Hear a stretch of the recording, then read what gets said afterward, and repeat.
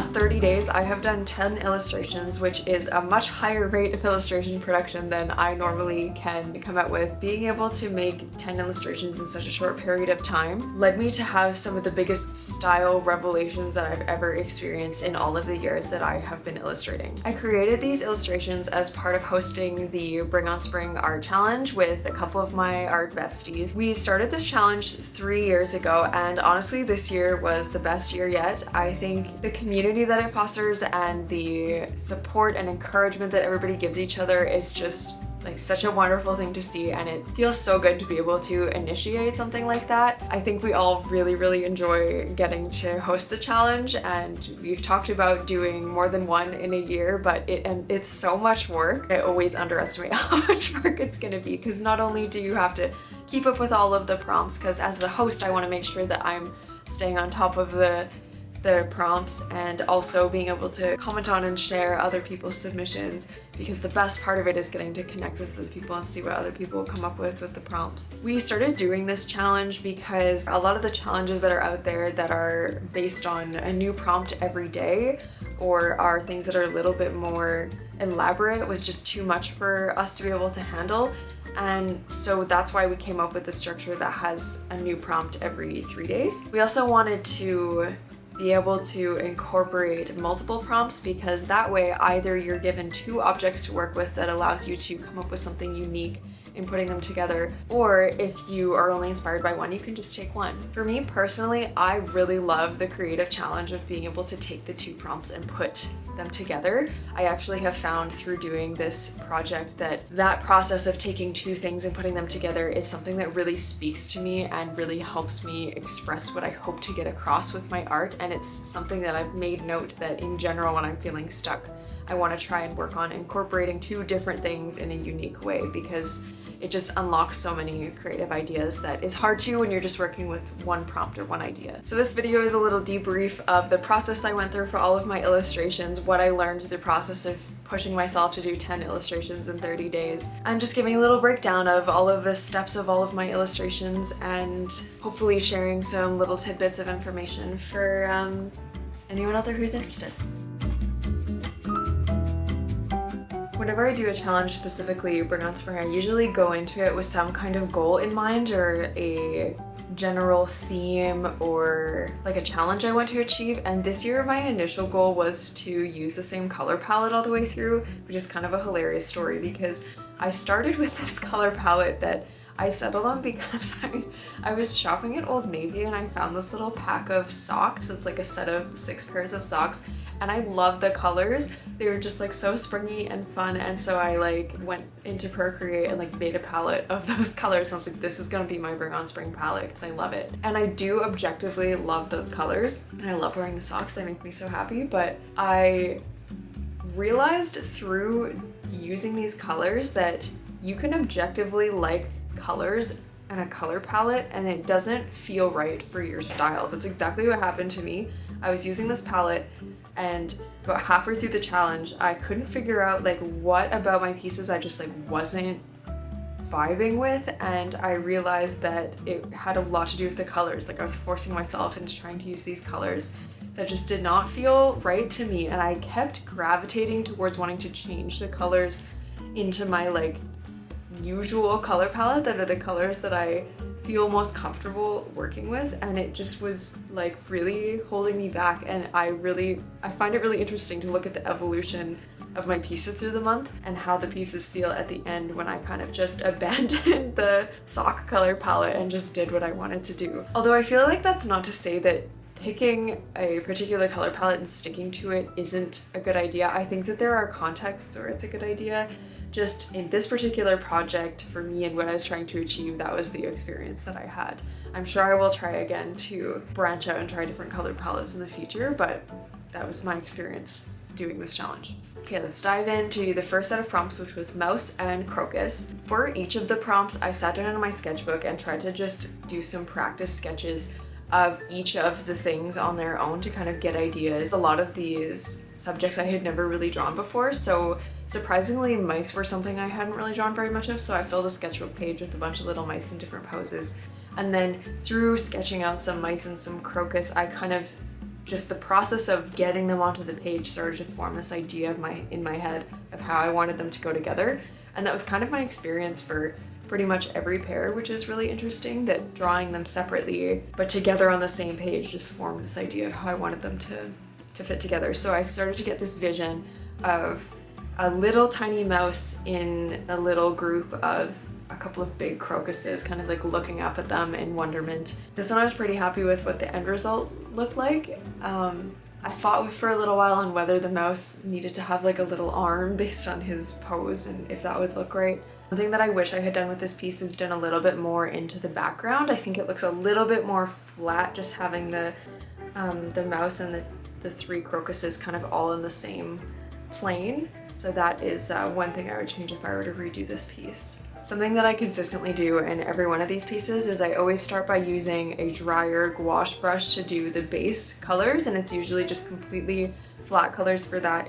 And then I get the textures and the look that I want to all of the elements by adding layers on top with a clipping mask, and then using various kinds of brushes. Like I'll use watercolor brushes, or sometimes that same gouache brush, or just whatever I find in my Procreate library that I'm in the mood for. I have like a set that I use pretty frequently, but I'll just play around until I find something that I like. I'll add on some textures on top, and then I'll try out different blending modes till I get a look for it that I like, and I usually end up stacking a bunch of blending modes on top of each other of different colors and different effects with different brushes. That is what gives it that really like random textury look in the end of the piece. The second pair of prompts was Sunshine and Songbird, and I was really excited with this one to be able to incorporate some of my music theory knowledge. I am a classically trained piano player. I've been taking piano lessons since I was 8 years old, and then I took 2 years of university music. I did band classes all the way through junior high and high school. Music is a huge part of me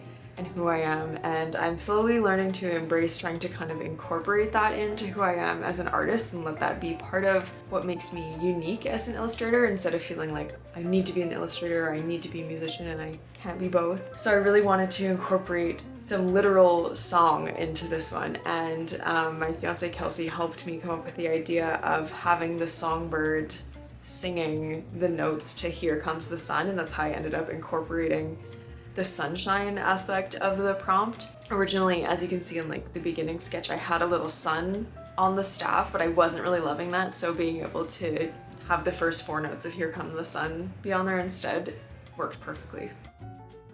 Even by the time I had to post this one, I wasn't completely happy with it, but I kind of like how art challenges, at least when the way that I set myself up to do it, where I was pushing myself to have it posted on the first day of each of the prompts, it really helped me to push something to get it done and be able to just get it to a point where it could be done. And doing that process was a really good learning experience for me, instead of sitting and perfecting and feeling like it had to be perfect before I could share it. Being able to see what it took to get something to be good enough was a really powerful learning experience for me, I think. Also, I just need to point out that this piece very much speaks to my love of birds that just look like pom-poms with a little tail and little feet glued onto them. I really felt like I hit my stride on Caterpillar and Poppy. It was so fun to figure out how to position the caterpillar and make him stand out. One thing that I think really worked in this piece was that I only used blue for the caterpillar, so even though he's small, he really pops out against the poppies because everything is yellow and green kind of in the background.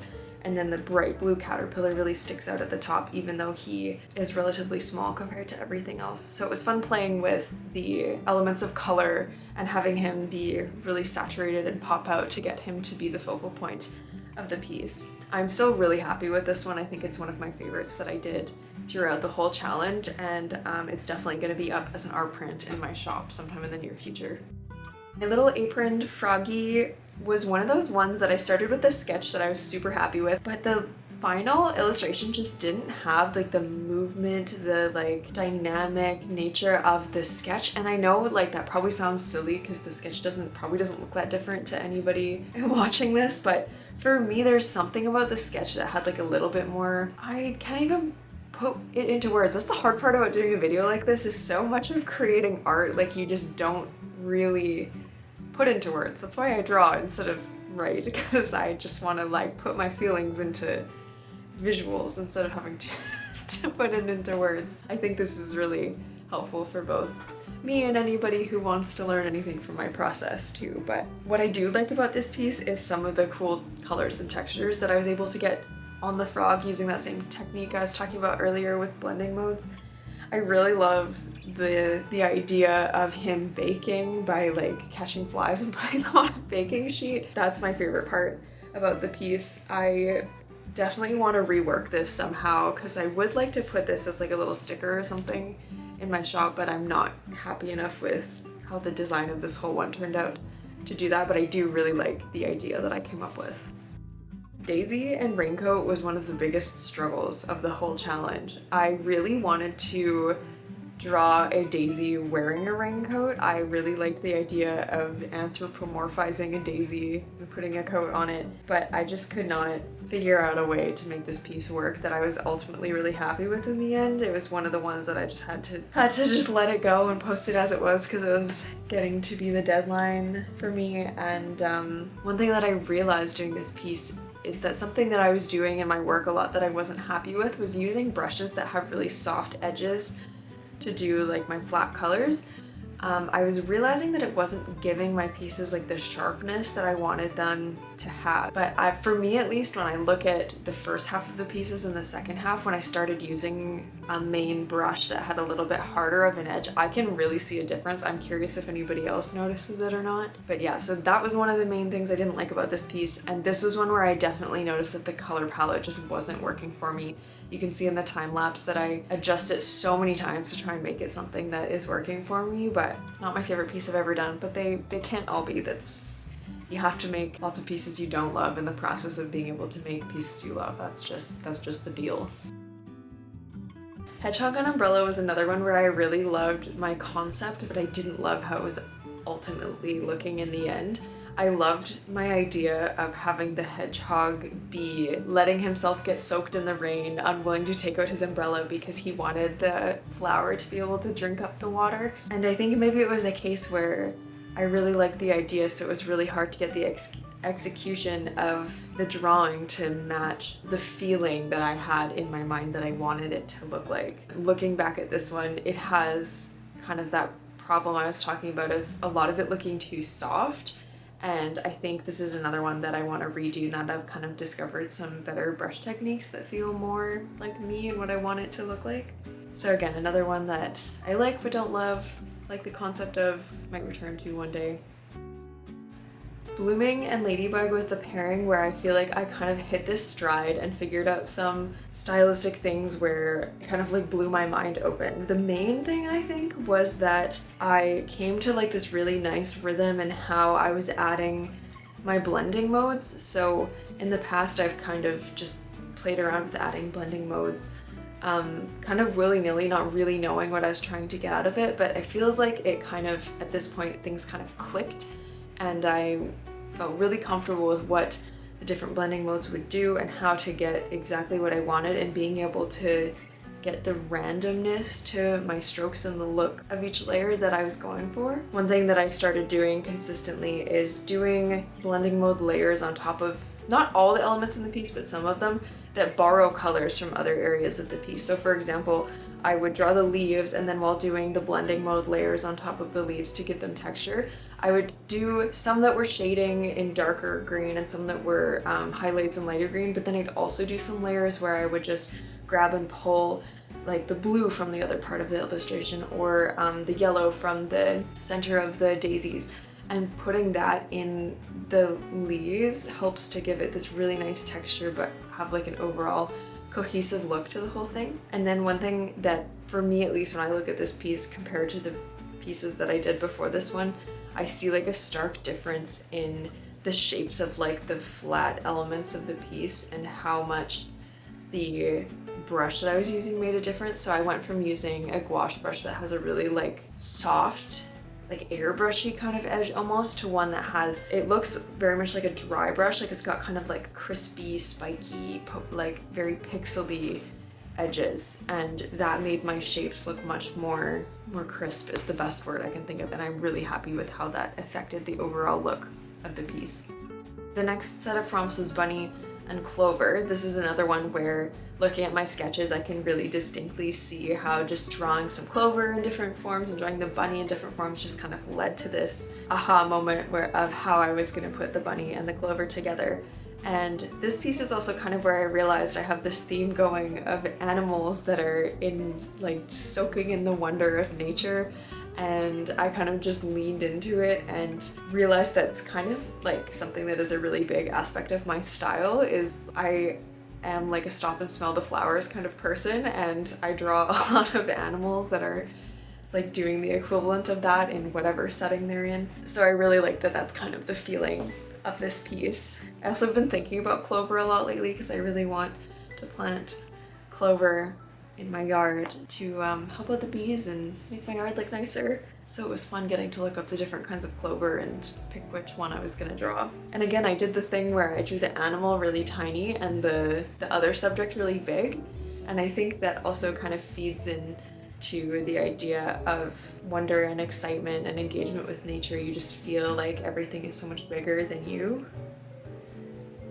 And that's kind of a beautiful feeling, and I hope that that came across. It's really interesting. I'm like realizing through speaking about it, I'm realizing it. Like that wasn't something that I even realized before filming this video, so that's kind of cool.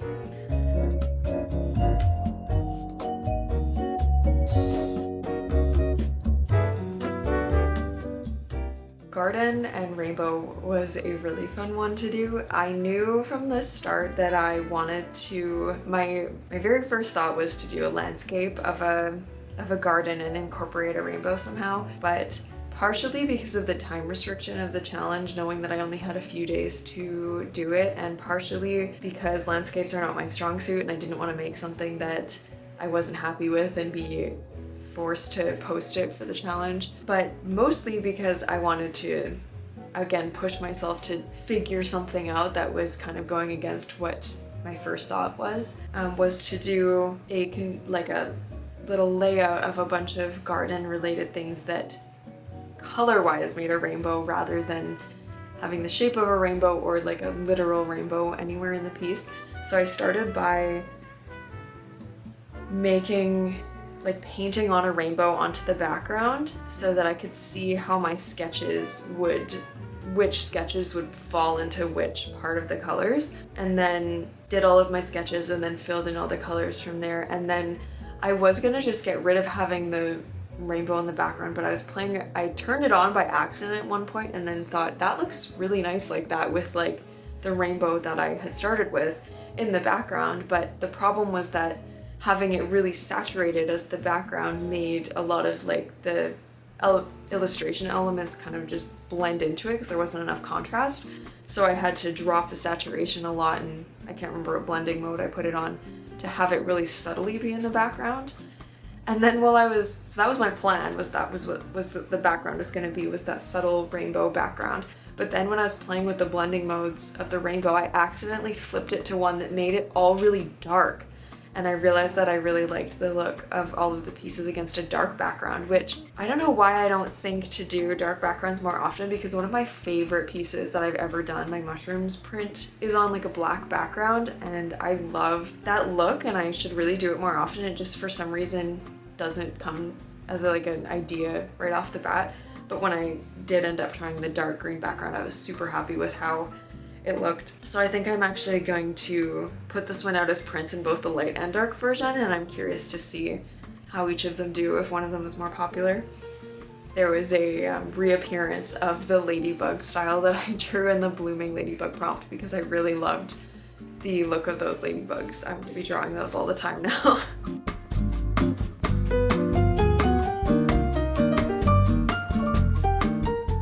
And last but definitely not least was badger and radish. I had been the most excited about this prompt pairing when we first came up with them, and this was one where right from the moment I heard the prompts, I could not get the image of a badger holding a radish that's like just as big as he is out of my head, and I knew it was going to be cute. So with this one I didn't really try too hard to come up with something else. I did practice drawing a bunch of badgers in different forms because that was a new animal for me. I had never drawn them before.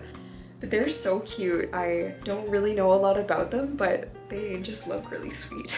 And then Hilariously, like a few weeks before this illustration came out, we had this whole like inside joke go down at my work. This is such a like, it's kind of a you had to be there, but I just have to tell you because I couldn't stop thinking about it the whole time I was doing this illustration. One of the volunteers where I work was telling us how his pickup line is, "Do you like radishes?" And we were all like, and then what's the line after that? And he was like, "That's it. That's just what, you just get the conversation started." And we've been teasing him about that ever since. And I could not stop thinking about that the whole time I was working on this illustration. I'm really happy that this one ended up being the last run of the challenge because I feel like it kind of tied together all of the things that I learned. I got to use all of the techniques that I have mentioned earlier that I kind of clicked together while doing this challenge. And I feel like he also fits into the category of animals appreciating nature and the beautiful things that it provides. I feel like I need to do some research on badgers now. I like looked at so many pictures of them to practice drawing them, but I don't know really anything about them. I don't know if you can find them here in Canada. I don't know where you would find them. I don't think I've ever seen one, but they're very cute. I do like them a lot. That brings me to the end. So I think I'm going to be taking, I'm not sure exactly which things yet, but sometime very soon I'm going to figure out which of my favorites I want to turn into prints, postcard, and stickers for my shop. So if you're watching this shortly after it comes out, let me know if you had any favorites that you'd like to see in any of those forms. And if you're watching this far in the future, check out my shop because they may be up there for your ability to purchase and support little old me and my little shop. Thank you so much for watching. You are truly the best, especially if you made it to the end. I really appreciate you being here. I hope you have a wonderful day and I will catch you in the next video.